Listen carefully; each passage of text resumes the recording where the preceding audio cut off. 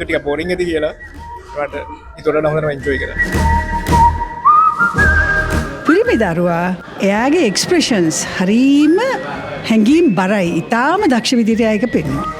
ලස්සන ෆිල්ම් එකක් එන්ජොයි කරා ඇත්තටම ෆැමිලි එකක් ගිහින්. හරි ඉමෝෂනල් ෆිල්ම් එකක්. හිතුම් පාර කැඩෙන ෆිල්ම් එකක්. කීට්ලා හොඳට ළඟපෑවා. ඒගොල්ලන් තමයි ආසම බලන් ඉන්නේ. හරි ලස්සනට කතාව ගලාගෙන යන විදිහට ඉදිරිපත් කරලා තියෙනවා. ඕවරෝල් all in all හොඳ චිත්‍රපටයක්. හැමෝටම අසම බලන්න පුළුවන් ෆිල්ම් එකක්. සෑහෙන කැමැත්තෙන් ආසාවෙන් බලන්න ඉන්න ෆිල්ම්ස් මේවා. මේ ෆිල්ම් එක හරිම ලස්සනයි. අපි හිතුවට වඩා මාරම ලස්සනයි ෆිල්ම් එක.